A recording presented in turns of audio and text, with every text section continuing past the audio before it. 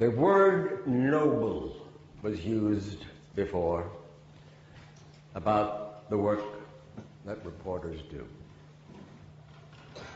I've never really I've not thought about it that way, but it really can be a noble profession to, by God, get the truth out in an accurate and fair and compassionate way, and to be a member of that, to be called.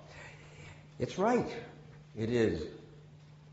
In the hands of responsible people, it is and can be a noble profession. I want to thank the Chancellor. Couldn't be more pleased than to. I'll sit down and shut up.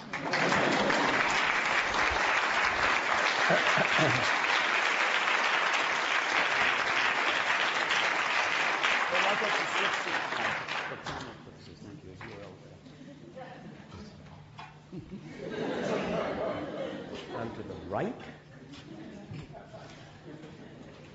You know, history has a way of putting you, and all of us, in situations that we wonder about later on. Here's a man who's interviewed kings and world leaders and almost a lot of people who are really hard interviews to get, and a lot of people who wish they weren't interviewed by Mike Wallace. And I drew the lucky straw to be able to interview him here today for the benefit of this audience. Well, don't feel any necessity of getting nasty with me.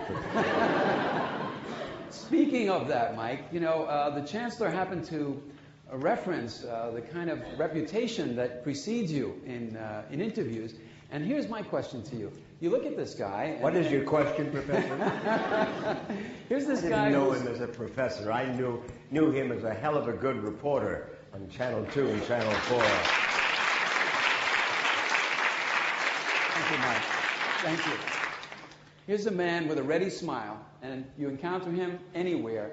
He is such a friendly person. So my question, Mike, is how did you get to be the guy that makes people squirm and have this reputation as the Grand Inquisitor? I mean, how did that happen? You know something? Certain people have anchor faces, anchor personalities. Not me. The kind of person that you want to be with, that you want to listen to the news. I don't have that kind of nature to begin with. I've always been nosy and always been a trifle irreverent and occasionally abrasive and or confrontational. And so what I decided to do was to make a virtue of necessity and carve out a little piece of the journalistic territory by doing the sort of thing that I do. And what it amounts to is simply this. Research,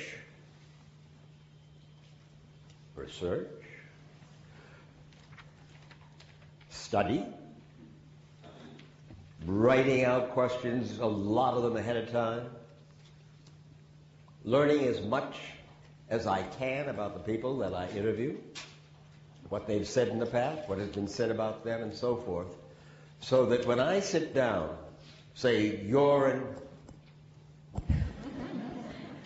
an interviewee, when I sit down with them, they become co-conspirators. They know that I know a great deal about them from what I've read and seen and talked to people about. And they respect, the interviewee respects that. And they say, hey, this I've got to play straight with this reporter because he knows a lot about me, and I'm going to... So we become... We try, what I try to do is to establish a chemistry of confidentiality in which...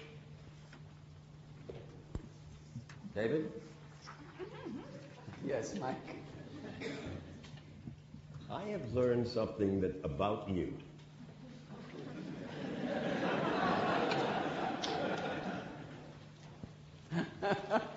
Okay.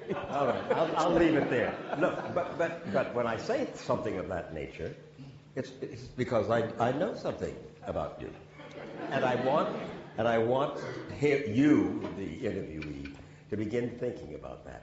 Look, well, I wonder what he's got in mind. Right. In any case, I don't want to go on and on about it. It is preparation. It is a noble profession, can be a noble profession. It is a fascinating way to make a living. I can't think of a more can you imagine to have the opportunity to travel, and 37 years on 60 Minutes, to travel any place in the world, to get almost anybody, because we don't have powers of subpoena, to persuade almost anybody, high and low, to talk to us. Because we have the opportunity to have millions, it used to be tens of millions, of Americans watching on Sunday nights. Anyway. Mike, you mentioned about not having the anchor face. And, you know, I wanted to raise something. So many of the young people today, the students who are interested certainly in going to television, they immediately say, you ask them what do they want to be, what do they want to do, they say, I want to be an anchor. And a lot of times, not even I want to be a reporter and then get to be an anchor, I just want to be an anchor. I wonder if you could give them some sense of the virtues and the joys of actually being a reporter as opposed to just being an anchor. The best anchors have been reporters. Look, Peter Jennings, the late Peter Jennings, I don't think he had finished college when he first got the job as the anchor of ABC News. All of a sudden. Good-looking guy. His father had been in the business. Very capable. I don't think he had graduated from college. He had not been what he did eventually, and it didn't take long, he said, hey, I don't belong here as an anchor. I'm going to quit, and I'm going to go out and report. Peter went from there to the Middle East. He became one of the best reporters, certainly the best reporter in television in the Middle East. And he spent years doing that. When he came back from that reportorial tour of years, when he came back, he was ready. And anchors, by and large, same with Brokaw, same with Rather. Dan Rather made his reputation Dallas, huh? in Dallas, Texas, exactly right. He was Rather was such a reporter. Anchors, fine, sure. They're well paid, and they're good looking. Women like them. But reporting is where it begins. And believe me, unless you've been a reporter, you're not going to be a very good anchor.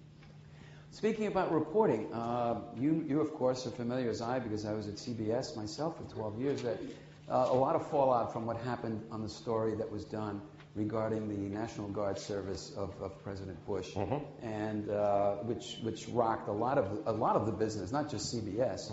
And one of the people who was a key player in that was a woman, Mary Mapes, who was a producer, recently came out and wrote a book, and essentially she's claiming that, well, she was a fall woman, not a fall guy, a fall gal for the whole operation, and that she really didn't do anything wrong. To the extent that you're familiar with her role and what the problem was with that reporting, what was the problem with that reporting? I don't pretend to know everything that went on, but the problem with that reporting was that not just she and the people above her, you can't blame. She was one of the first people to find out the truth about Abu Ghraib, the prison over in Iraq, and some of the awful things that happened in that prison, and the pictures that we have all seen about that. She had a hell of a reputation. I never met her during the years that she was at CBS. She was always out reporting and traveling and so forth. What was wrong with that 60 Minutes 2 piece was that she hadn't absolutely nailed the fact that these documents that were seen to prove that the President of the United States, current President of the United States, had in the past failed to be dead honest about his service. And because he had not gone to Vietnam, for instance, when he might have, and because he had never really engaged, as far as I know, in combat,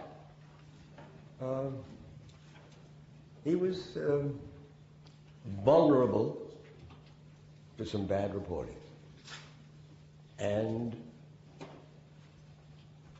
if there's one thing that you gotta be damn careful, damn sure, that when you put something on the air, that you can stand behind every word, every picture, the accuracy, and the fairness of everything that you put on the air.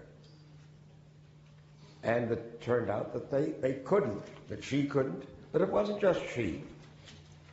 President of CBS News, Vice President of CBS News, Dan, etc., etc. It was, you know. Is there too much pressure, Mike, to these days, as compared to, let's say, maybe even 20 years ago, to get it out there, to hit the home run with a story, to make the big splash, to get the ratings? Is that too much part of the problem? I don't think that it's no. In Vietnam, where we lost 58,000 American young men and women, there was huge pressure. It's a question of, to come back to what I was saying, if you are a reporter, and if indeed it is a noble profession, you make damn sure that what you are telling the American people is, by God, you'll take responsibility for it. And apparently it was not what it purported to be. I don't know about all of the reporting that went into it, but what I do know is that CBS News failed. There was a lot of failing that went on, and they finally had to acknowledge that it was not what it purported to be. It's a tough thing for them to do, but they did do it. Yeah. It took them a long time, too long. Yeah. One person that you haven't interviewed, I believe, is George W. Bush. That's right. Is there any particular reason for that? But he doesn't like me. Now, I wonder, why would that be? I can't imagine. Can you?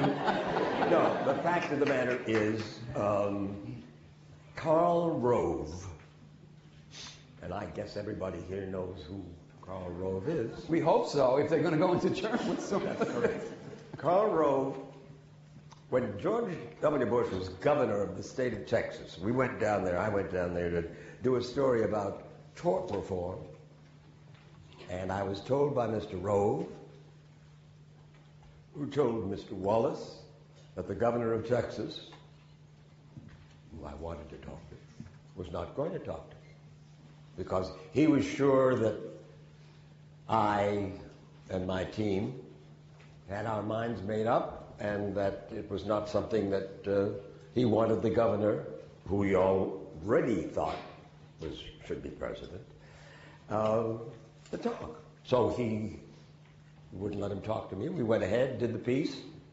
It was a first-rate piece, but the governor did not talk to us. Okay. when he came to Washington, I figured, well, that's in the past. So I asked Mr. Rove again, when do I get to talk to the president? Listen, I have talked, pardon me. Sure. I have talked to every president since Abe Lincoln. And Morley Safer says I've talked to every first lady since Martha Washington. And it's not. I have, to this day, not only not interviewed, I have never even met the President of the United States because Mr. Rove has stood in the way. I have no idea why. I mean, seriously. You think they're afraid? Afraid of Mike Wallace? Is that, no? They don't like the press. It's worse than that. They don't trust the press. And they feel that maybe my attitude would be insufficiently deferential. Come on. You are one is deferential to the office of President of the United States. Pardon me. Don't tell me to take water if that was going to... I'm sorry about this.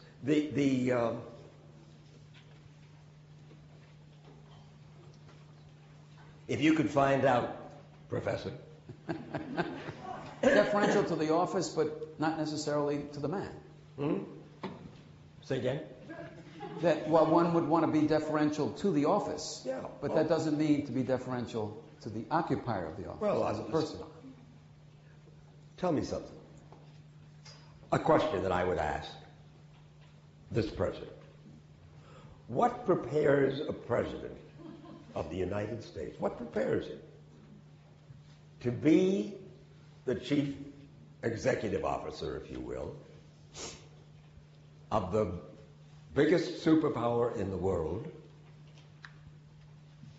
What should be the training for a man who runs for that office?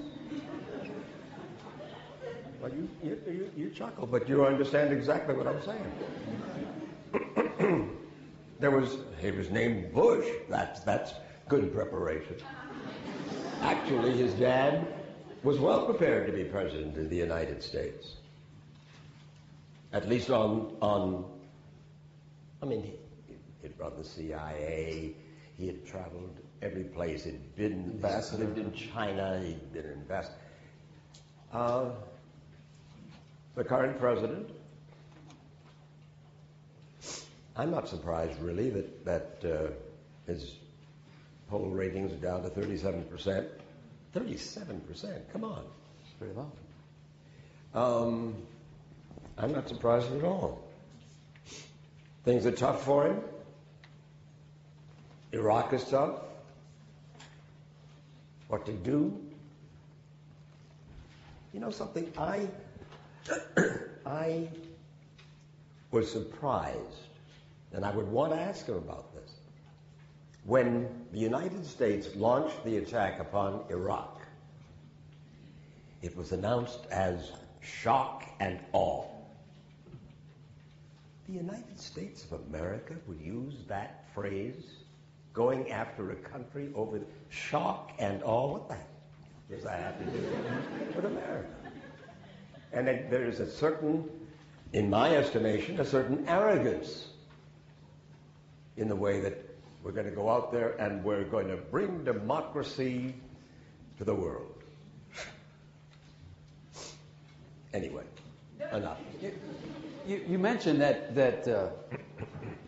President Bush and perhaps the people immediately around him, that he doesn't and they don't like the press. It happens to be in a time, Mike, though, when a lot of Americans, according to certain surveys, also don't like the press, certainly as much as they used to in the era of Watergate, for example, where the press was generally ranked in these surveys that they do of occupations close to Supreme Court justice. Now, I think the latest has us ranked below congressmen, and that's not very high. And that Why do you think that is, and what can be done about that? Because that's... You mean that's about the low rating of the press yes, for the by American people? Yes.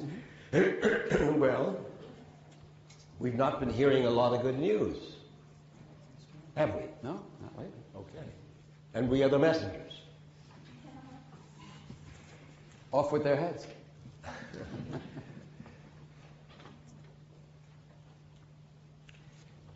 May I? Sure. That's who is here. Please tell me. Raise your hand. Do you read... No, forgive me. Do you trust the press? You people? Those who do, raise your hand. Mm-hmm. Well, it's far from unanimous. I'd love to be able to say to you, why don't you? What is it about the press that you don't trust? Are we biased? We are? Not always. Look, we are constantly taking a look at all kinds of institutions, all kinds of individuals. Now, a lot of people are taking a look at us and saying, why should we trust you? Do you have your mind already made up? There's a lot of bias in the press. And you know who helps to do that? a lot of people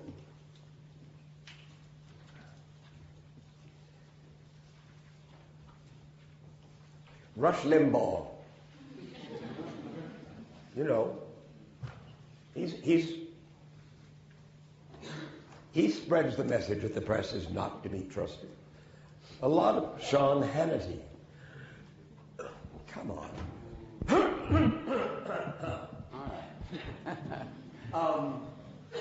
I think it's the weight of the medallion. Maybe. Yeah, okay. What's that? Sure. We'll do some questions with the audience. But, Oh, absolutely. if you'd Come like on. to finish that thought? No. Do I want to finish that thought? It's an easy lick for people who are unhappy with what they're learning from the press to say, hey, the press can't be trusted. And a lot of people pay a lot of attention. There's certain people in talk radio, for instance, cable television, for instance, where it isn't news reporting, it is, to a certain degree, news shouting, and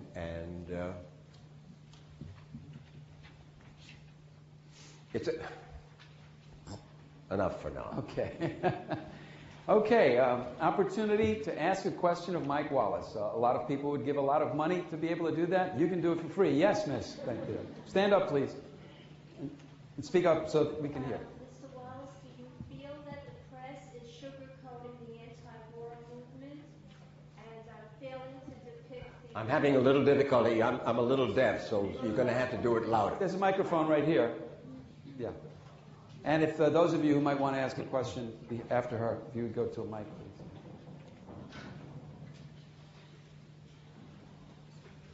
please. Mr. Wallace, do you feel that the press has sugarcoated the anti-war movement, failed to report on the urgency of it?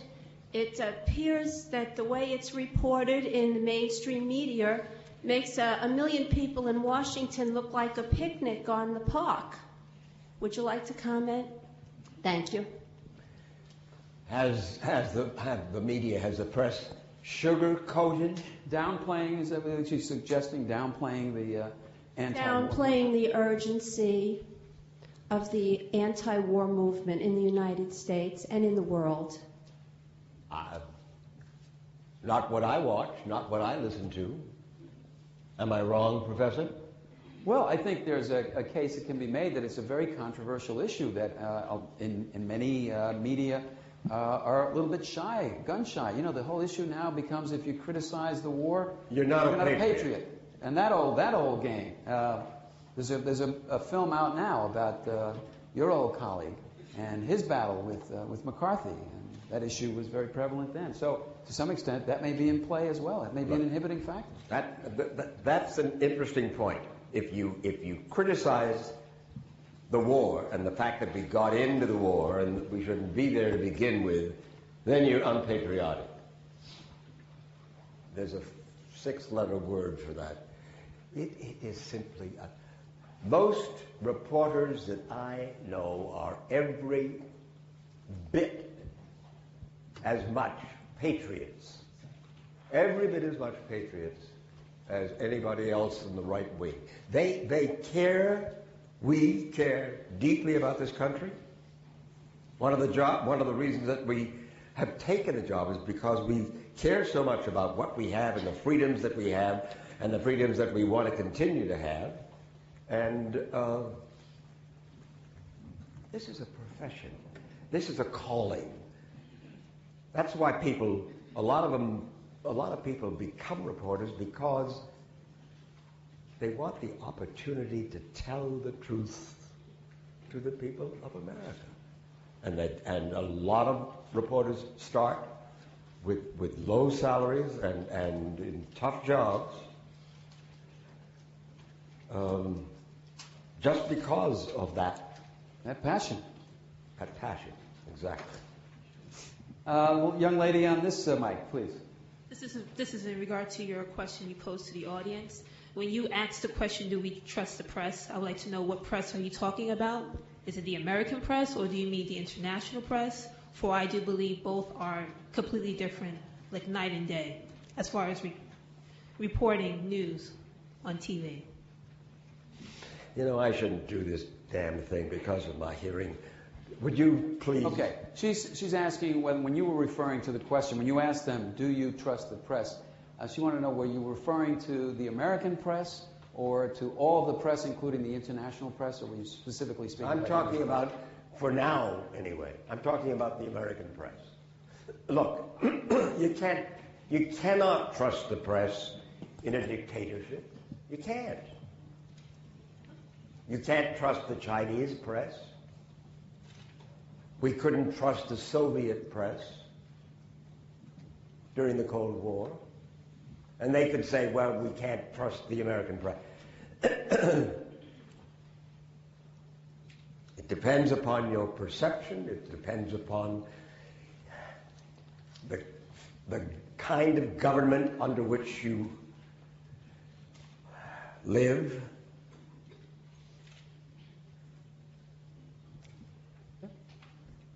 Over here. Hi, Mr. Wallace. My name is Li Jing. I'm Chinese. What'd you say? She's Ling, and she's Chinese.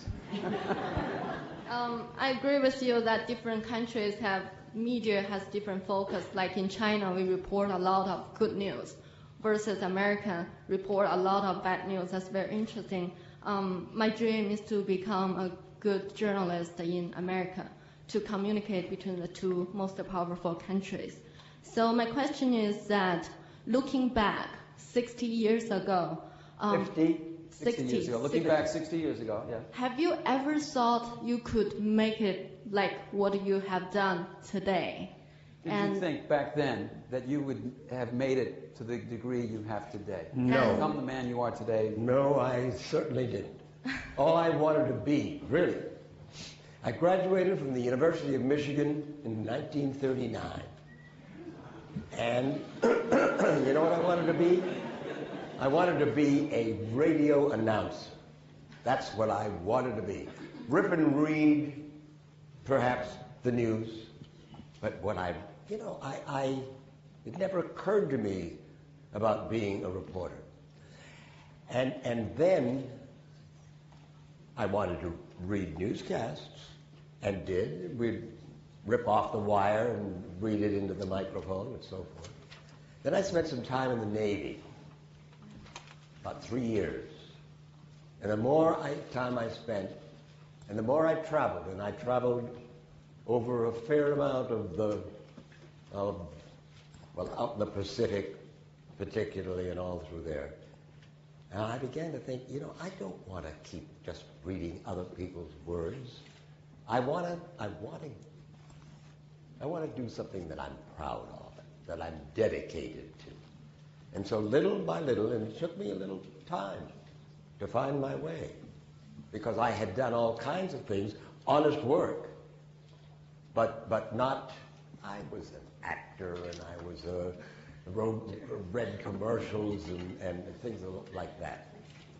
And then I finally discovered, hey,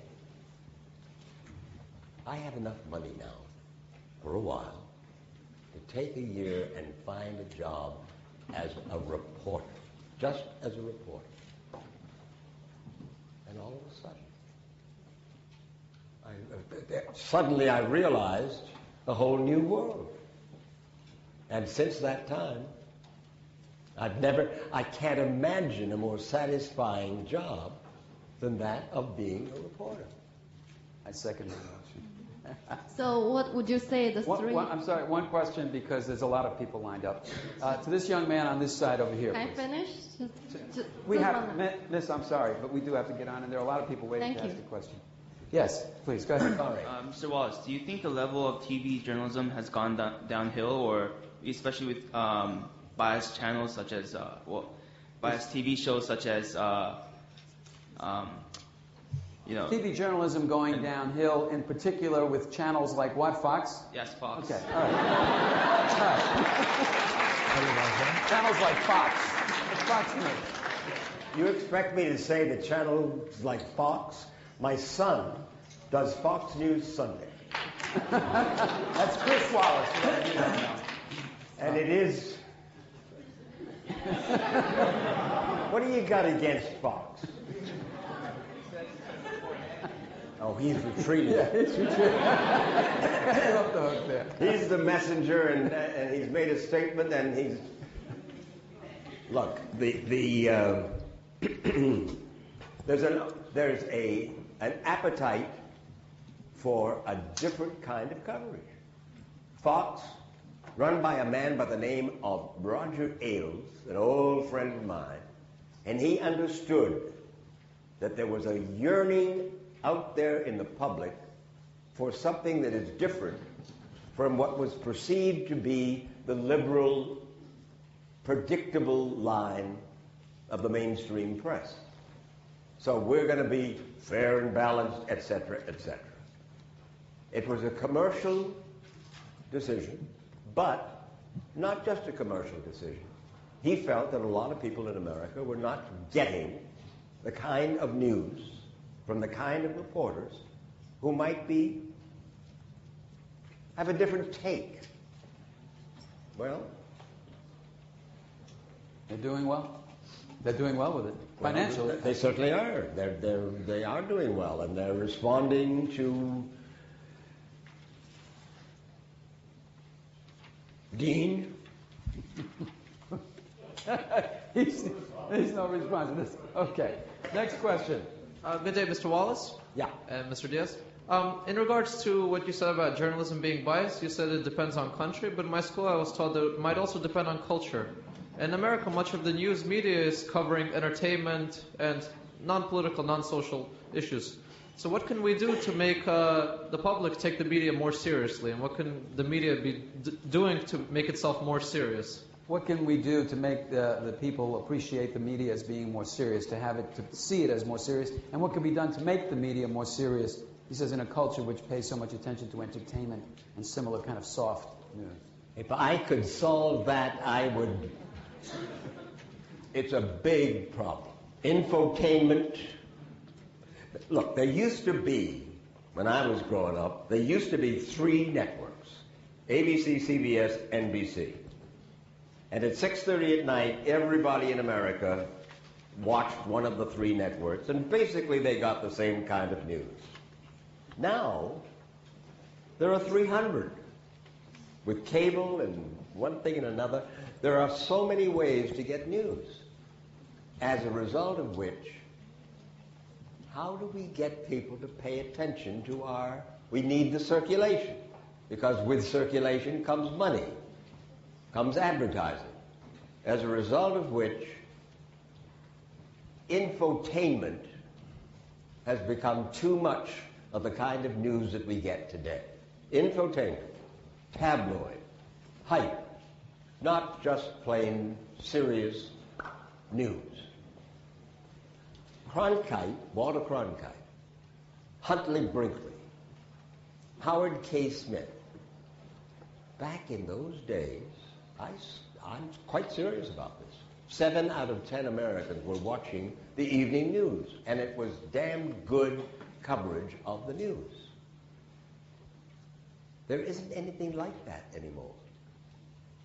So much of it, as I say, is infotainment. Either it's public, either it is celebrity news, or it's tabloid hype news.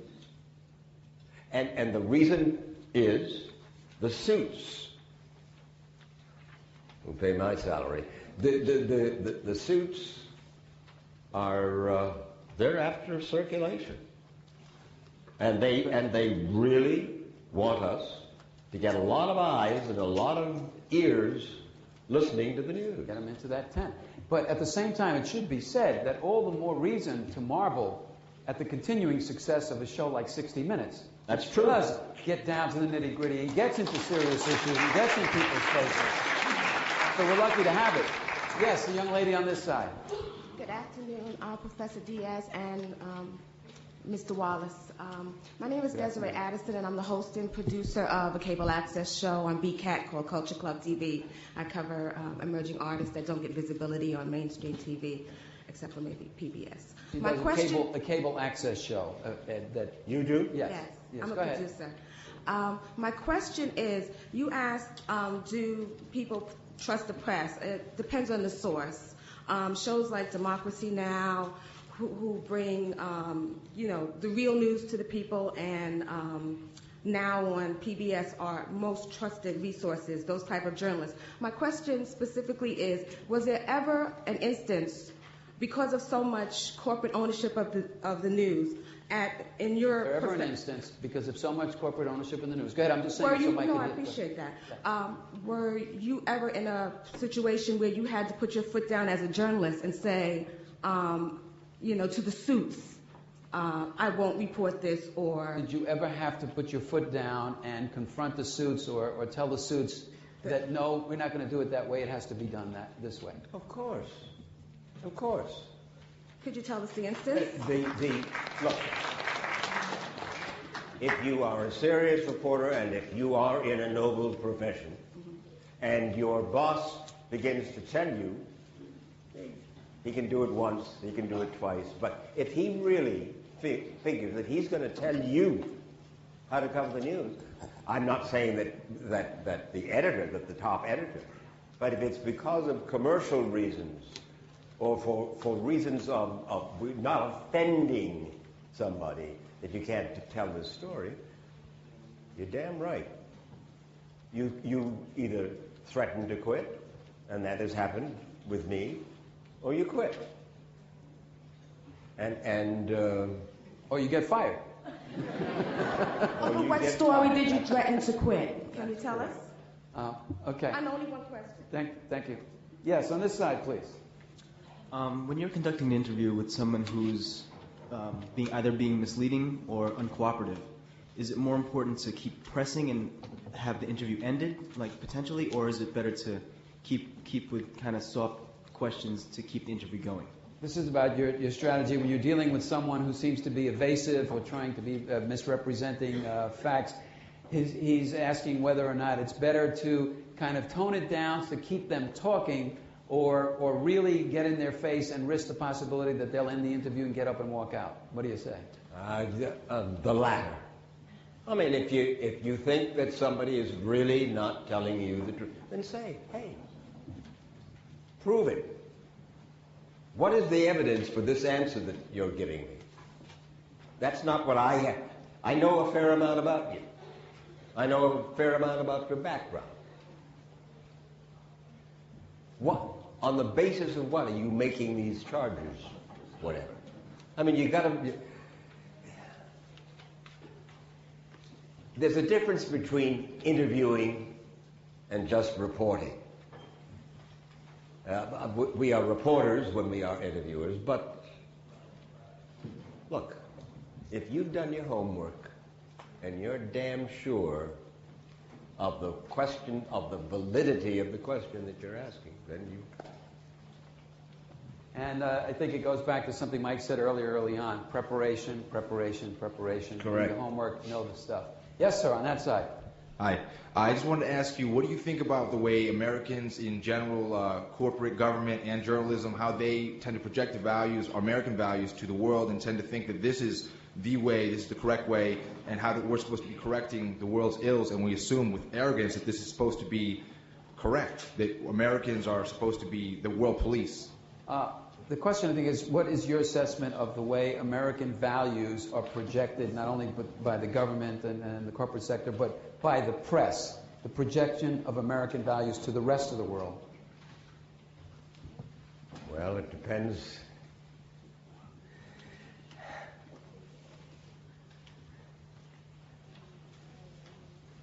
A lot of the rest of the world sees American values as materialism, permissiveness.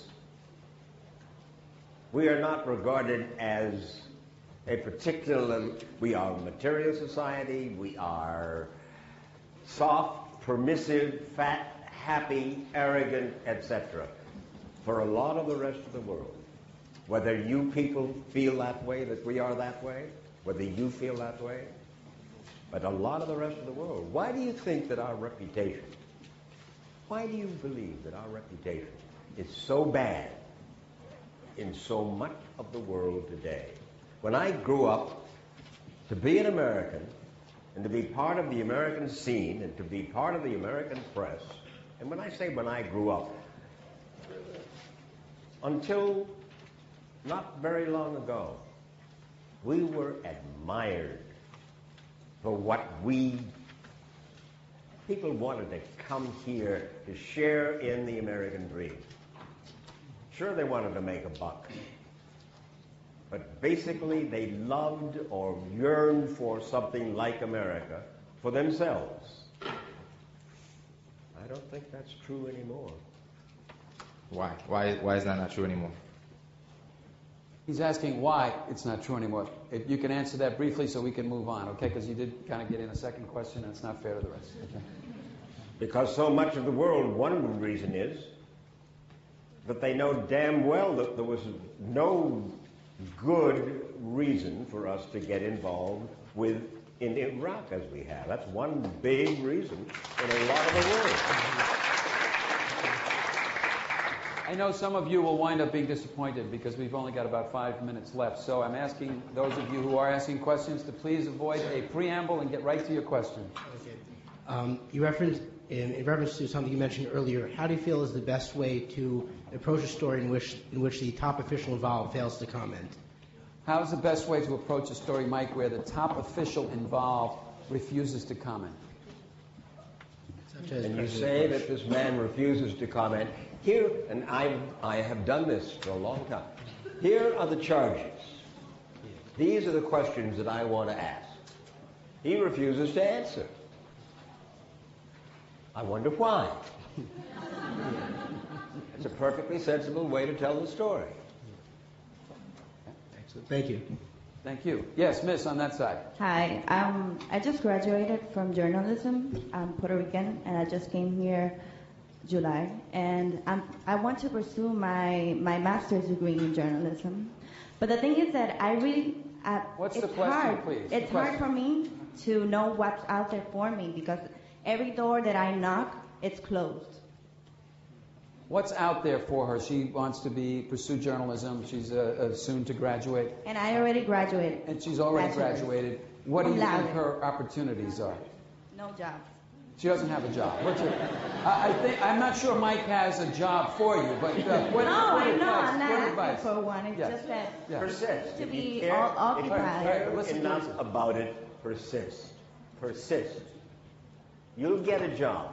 If you care deeply enough and you impress that sufficiently upon potential employers, and they'll talk to you, And if you have the bona fides to say, listen, I want a job.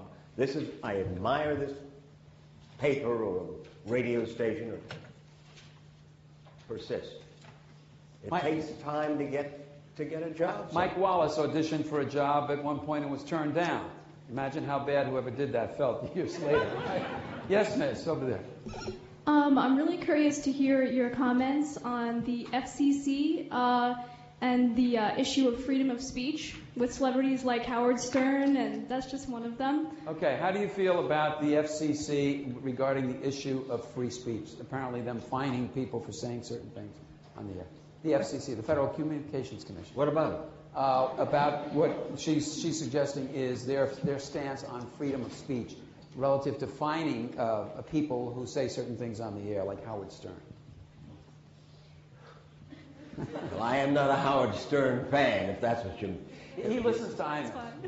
Yeah, I do. I do listen to Imus, but no.